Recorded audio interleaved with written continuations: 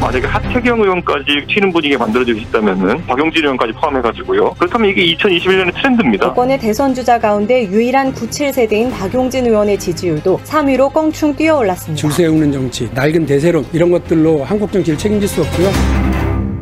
뻔한 인물, 뻔한 가치로는 새로운 시대를 책임질 수 없다. 민주당도 더 큰 변화로 세대 교체를 통해 시대 교체를 만들어야 한다. 박용진 의원이 이준석 대표가 전당대회에서 승리하던 날 올린 글입니다. 국민의힘에 불고 있는 이 세대 교체 바람이 민주당에도 부는 걸까요? 실제로 최근 들어서 박용진 의원의 약진이 두드러집니다.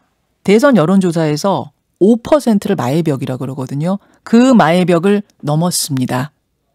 여권 주자 빅3 안에 연이어서 드는 모습을 보이고 있습니다. 하지만 대선에서 당 후보는 단 한 명이죠. 아직 1위와의 격차는 상당히 큽니다. 또 당내 주류 세력에게 박 후보가 그렇게 큰 점수를 얻고 있지 않은 상황에서 돌파구는 뭘까요? 박용진 의원 직접 모셨습니다. 어서 오십시오. 안녕하세요. 박용진입니다. 축하드립니다. 감사합니다. 5% 마의 벽을 넘은 소감이 어떠세요? 얼떨떨하기도 하고요. 역시 국민들께서는 준비되고 뚜벅뚜벅 할 말하고 할 일 해온 그런 정치인은 알아보시는구나라고 하는 그런 생각도 들어요. 정말 오래 뚜벅뚜벅 걸으셨어요. 예. 저렇게 계속 뚜벅뚜벅 걷기만 하시면 어떡하나 했는데 드디어 이게 치고 올라가는 순간이 오네요. 천리길도 한 걸음부터 태산도 올라가야 시작해야 하는 거죠. 시작이 반이었고요. 5월 9일 날 출마 선언을 했습니다만 내심 마음 먹고 준비한 건 한 2년 전부터였다는 거 여러 차례 드린 적이 있습니다. 앞으로도 준비된 이야기들 계속 드릴 거고요.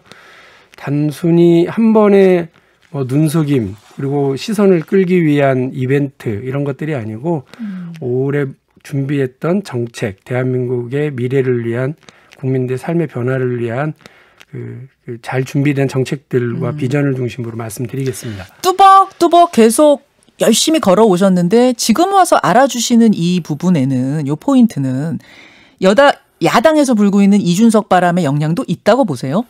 있죠. 그런데 이준석 현상 역시도 그야말로 그 마그마처럼 들끓고 있는 정치 변화에 대한 국민들의 열망을 반영한 거라고 보고요. 저도 그렇습니다. 국민들께서 우리 한국 정치 정말 지긋지긋해하고 이 낡은 정치 바꾸기를 원하시거든요. 예. 대한민국 모든 분야가 다 선진국에 와 있는데 유독 정치만 개발도상국 상황에 빠져 있고 지금 시기가 어떤 시기인데 여전히 개파 정치, 줄 세우기, 세과시, 뻔한 대세론 이런 것들로 정치를 하는 거라고 생각하시는 분들이 얼마나 많습니까? 대통령 후보들 중에도 그러시고요.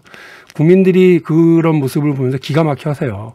그래서 다르게 하는 모습들 보여주는 게 필요하다고 보고요. 이준석 대표도 역시 그 낡은 여의도의 정치 문법과 전혀 다르게 움직여서 됐고요.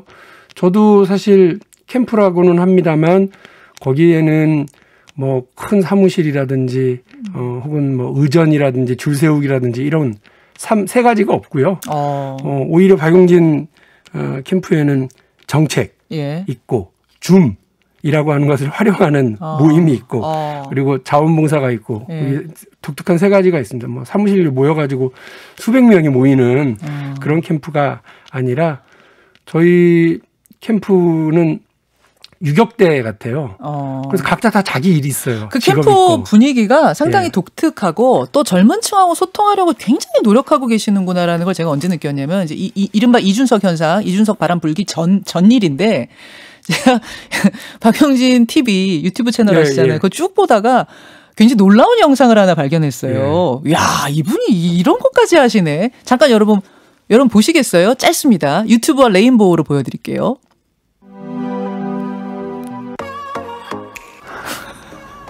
지금 뭐 하는 건가? 죄송합니다. 얼른 일어나서 춤추지 않고! 자, 롤린이라고 요새 젊은 층한테 선풍적인 인기 있는 그 노래에 맞춰서 직접 춤을 지금. 네, 저게 화제라서 조금 부끄럽습니다만 저걸 찍자고 제안했던 분들이 20살이에요. 제 출마 선언문, 출마 기자회견 사회를 봤던 분. 그 젊은이들이 20살 청년들 셋이 와서 예. 이렇게 해보자고 자원봉사를 해주신 거거든요. 야. 너무 고맙게 생각하고 젊은 사람들 말 잘 들어야 됩니다. 네. 아니, 허리를 잘 돌리시는 생각보다. 저도 젊어서. 자, 이렇게 젊은 층하고 소통하려고 노력했던 게 이제 결실을 맺은 게 아닌가. 이제 5%의 벽을 깨셨는데. 근데 대선 주자는 딱 한 명이잖아요. 네, 네. 한 명이잖아요. 1위와 2위 두 후보의 벽은 견고합니다. 네. 그분들 각종 지지 모임, 포럼, 싱크탱크 이런 거 다 출범하면서 더 견고해질 거예요. 박 의원님은 그런 조직 없다고 지금도 말씀하셨고. 네. 어떻게 그 벽을 깰 수 있다고 보세요? 근데 생각해보면 지금 박용진이 그 엄청난 경력과 정치 이력을 가지고 계시고 또 그 많은 국회의원들과 그 많은 사람들이 함께하고 있는 정세균 후보를 네. 국민 여론조사에서 넘어서는 일이 지금 3번, 4번 반복되고 있는 것을 일주일 전, 한 달 전에 예상했던 분은 아무도 없었을 거예요. 저는 국민들의 변화를 향한 이 열망, 네. 지긋지긋한 그 낡은 정치를 좀 바꿔봐라, 확 다르게 해라라고 하는 그 열망으로 넘어서는 거지 다른 거 아니라고 봅니다. 그 열망으로, 예. 그 바람으로. 네, 박용진이 제가 아마 그 표현을 여기서 처음 했던 것 같은데 여의도의 손흥민이 되겠다는 말씀 드렸어요. 예. 그 낡은 진영 논리, 그 낡은 이념 정치 이런 거 다 뛰어넘어서 왼쪽 오른쪽을 자유롭게 뛰어다니면서 운동장을 넓게 쓰겠다. 알겠습니다. 네. 그런데 현실적인 질문 드릴게요. 네. 일단은 예비 경선 통과해야 되지 않습니까? 네. 당심 50, 민심 50입니다. 네. 지금 이 여론조사 결과에서 높은 순위를 차지하셨지만 그 분석해 보면요. 중도와 보수층에서 지지를 많이 받으셨고 민주당 지지층에서는 하위권입니다. 그 얘기는 당내 주류 세력, 이른바 친문 당원들이 미스터 쓴소리 박용진을 뽑을 것인가? 이거 극복할 수 있느냐? 이거거든요. 그거 뒤집어 보면 박용진이야말로 그 중도 확장성 그리고 분선 경쟁력 이 매우 뛰어난 후보라고 하는 거거든요. 민주당의 지지자들 그리고 이른바 친문이라고 표현하는 그 당원들 그분들이 최종적으로 바라는 게 뭐겠습니까? 본선에서 이기는 것 아니에요. 예. 근데 지금 이미 당의 1위 주자인 이재명 후보는 계속해서 양자 대결에서 지는 모습이 나타나고 있고 일정한 박스권에 갇혀 있고 그런 거 아닙니까? 무언가 여기에 큰 변화가 있어야 되고 승리할 수 있는 카드 중도 확장성이 훨씬 크고 그리고 본선 경쟁력이 훨씬 더 뛰어나다고 확인되는 후보가 박용진이다. 그러면 당연히 그분들이 전략적 선택을 박용진으로 하죠. 전략적 선택이 통할 수 있다. 네. 우선 그럼 대선 경선 룰에도 좀 조정이 있어야 된다고 보세요. 어떠세요? 선수가 룰에 대해서 얘기하는 게 뭐겠습니까? 그냥 피파가 어떤 결정을 하더라도 월드컵에 나간 선수는 손흥민처럼 예. 왼발이든 오른발이든 예. 슛을 때려서 골을 넣고 국민 삶을 변화시키는 게 제 역할이라고 생각합니다. 오케이. 그럼 경선 자체를 연기하자는 데에 대해서도 이미 늦었습니다. 제가 지난달에만 해도 벌써 2번이나 얘기했고 이렇게 속수무책 6월달을 맞이할 거냐. 빨리 세고 그 격렬한 우리 내부 경쟁을 하자. 예. 컷오프 때부터 하자. 하나만한 경쟁을 하지 마라. 네. 2차례나 얘기했는데 벌써 6월도 절반이 흘러버렸습니다. 저는 지금도 늦었다고 생각해요. 빨리 세게 아주 격렬하게 우리 내부 후보들 간에 정책 논쟁, 경쟁을 진행하는 것이 맞지. 그러니까 경선을 지금 연기하느냐 마냐를 논하기엔 늦었다는 말씀이신데. 그거 자체도 국민들이 볼 때는 자기들끼리 그냥 하는 거예요. 근데 이제 당에선 이런 얘기 나와요. 지금 시간표대로라면은 7월 2일에 컷오프 해야 되잖아요. 네. 그렇죠? 근데 이대로 지금 보름 정도 남았는데 이대로 해가지고 이거 전당대회 흥이 나겠는가? 국민의힘에 이번에 흥행하는 거 봐라. 우리도 좀 더 정비하고 준비해서 흥행하는 경선 치르자. 이 주장은 어떻게 보세요? 아니 그러니까 빨리 준비를 했었어야죠. 일단 제가 그건 답답하고요. 예. 지금도 무슨 대선 기획단을 누구로 할 건지를 놓고서 막 이러시는데 답답합니다. 국민들은 대선 기획단 단장이 누구냐가 궁금한 게 아니고 민주당의 대통령 후보가 누구고 그것을 만들어내기 위한 과정에서 얼마나 민주당이 그야말로 들썩들썩하고 두근두근한 그런 정책 경쟁을 하느냐. 그리고 박용진이 여기서 얼마나 두각을 나타내고 1위로 올라가느냐. 이런 이변과 새로움에 대한 관심이 많지. 대선 기획단장이 누구냐. 그거 글쎄요. 그 링에 올라가는 권투 선수가 누구냐가 더 중요하게 생각을 하지. 그걸 프로모션하는 기획자가 누구냐 관심이 있나요? 그럼 이거 단장은 빨리 뽑고 기획단 빨리 만들어서 스케줄대로 가야 된다고 보시는 거군요. 이미 제가 5월 달에 그 관련 기자회견을 2번이나 했어요. 빨리 하자고. 그러죠. 아니, 근데 민주당은 왜 분위기가 안 살아나는 거예요? 어쩌다가 혁신과 젊음이라는 키워드가 국민의힘 쪽으로 넘어간 거예요? 기회가 아예 없는 거 아니에요. 민주당한테 지금 제가 뭐 세 발의 화살이 있다고 그랬는데 원내대표 선거가 그랬고 당대표 선거가 그랬습니다. 근데 그 두 발의 화살이 관역 적중하지 못한 것 같아요. 이제 이 한 발이 네. 민심의 광역을 정확하게 적중시켜야 되고 그렇게 하기 위해서 제가 말씀드렸던 그런 재미있는. 아니, 제가 궁금한 거는 그 화살이 왜 제대로 안 쏴지느냐, 왜 분위기가 안 사느냐, 왜 젊은 층이 등 돌리냐, 뭐가 문제냐는 겁니다. 어쨌든 변화가 필요하다. 4월 7일 재보궐선거에서 국민들이 우리에게 명령한 건 민주당 지겹다. 좀 바꿔라. 그동안 해왔던 일들 하지 마라. 그런 낡은 얘기들 그만하고 변화해라. 달라져라 얘기하신 거거든요. 그 변화하고 달라지는 것이 뭐겠냐. 저는 그야말로 세대교체, 인물교체 그리고 새로운 비전 이런 거라고 생각합니다. 아까 말씀하신 것처럼 뻔한 인물, 뻔한 구도로 뻔한 패배를 당할 거냐. 아니면 새로운 인물, 새로운 구도, 새로운 비전으로 승리할 거냐 이겁니다. 네. 상대가 전혀 새로운 장수를 전장에 내보냈으면 네. 우리도 새로운 장수를 내보내야 됩니다. 그 장수가 박용진이다. 박용진입니다. 그리고 상대가 새로운 진법으로 나오잖아요. 네. 가만히 앉아 있으면 그 진법에 둘러싸여서 포위당합니다. 우리도 변화한 새로운 진법이 필요한 거죠. 박용진을 앞세워서 변화를 만들고 민주당이 세대교체 주력 세력임을 보여주어야 할 때가 왔다고 생각합니다. 86 퇴진론은 사실은 선거 때마다 번번이 나왔었는데 번번이 없던 일이 됐습니다. 이번 대선에도 그것이 어떻게 뭐 작용해야 된다고 보세요? 97세대 주자시니까 네. 여쭙습니다만. 제가 이미 5월 9일 날 출마 기자회견을 할 때 그렇게 말씀드렸습니다. 그 9시대의 착한 막내로 나가겠습니다. 새 시대의 다부진 맏형 역할을 할게요. 이 말씀을 드렸습니다. 누구를 앉혀놓고 그 앞에 한 20명 정도의 국회의원들이 와 계셨습니다. 네네. 3선, 4선 중진 의원들도 계셨습니다. 그분들 불편하실 수 있지만 그분들 조금 언짢으실 수 있지만 제가 그 얘기를 한 겁니다. 제가 선배님들의 착한 막내 역할이 아니라 그야말로 새로운 세대가 밀고 나오는데 그 세대들의 맨 앞에 서서 쓴소리도 하고 싸울 거 싸우고 그렇게 하겠다고 말씀을 드렸습니다.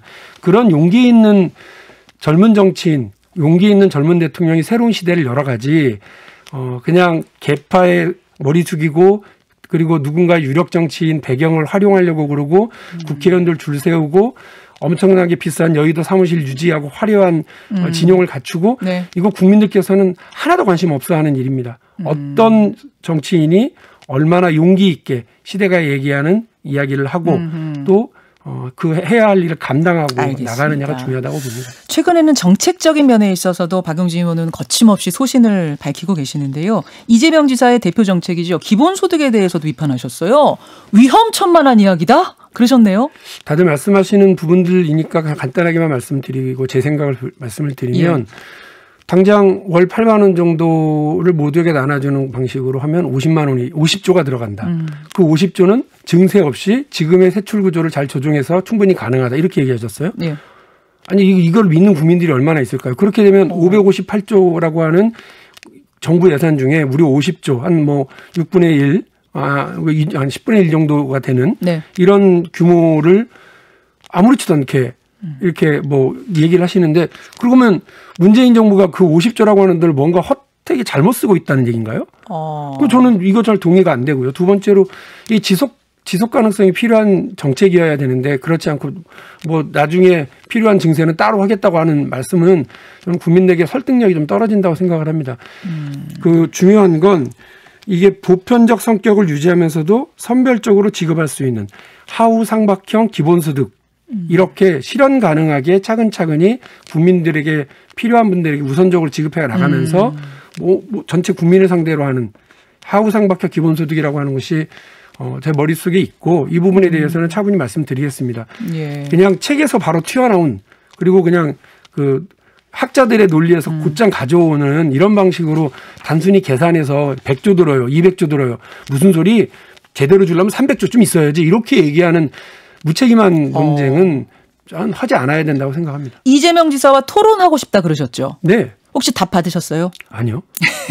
1위 후보 입장에서는 이 토론을 받기가 쉽지 않을 것 같긴 해요. 그러나 이재명 지사 반드시 좀 검증받아야 되는 게 정치적 유불리에 따라서 바뀌는 개헌에 대한 뭐 태도, 사면에 대한 태도, 그다음에 부동산 정책에 대한 태도 이런 것들은 검증 받아야 되고요. 그리고 당연히 점검 대상이죠. 왜냐하면 아니 개헌처럼 중요한 정책 의제가 어디 있습니까? 근데 이거를 그냥 먹고 사는 문제의 하위 문제 정도로 생각하시는 것 같던데 잘못된 거고요. 부자 몸조심하듯이 이재용 부회장 사면 문제에 대해서 또 다른 발 빼는 모습 이렇게 보이는 것도 전 실망스럽습니다. 그리고 별장도 생필품이다. 이러면서 그 세금 깎아주기에 앞장서시는 모습도 난데없이 지난번에는 그 경기도 4급 이상 공무원들 2주택자들에 대해서는 인사불이익 각오하라고 그렇게 엄포를 놓치던 분이 2주택자도 생필품일 수 있으니까 그거는 좀 봐줘야 된다라고 하는 실거주 기준이라고는 좀 애매한 기준을 가지고 나오시면서 이때 다르고 저때 다른 태도를 보이시는 건 저는 뭐 반드시 검증해봐야 되고요. 그래서 저한테 윤석열한테 1시간 주시고요. 네. 또 이재명 지사하고 1시간 주시면 윤석열 전 총장하고도 미천 드러나게 해드리고 이재명 지사와 관련해서도 제대로 된 검증할 수 있도록 노력하겠습니다. 열심히 섭외하겠습니다. 네. 고맙습니다. 감사합니다. 박용진 의원이었습니다.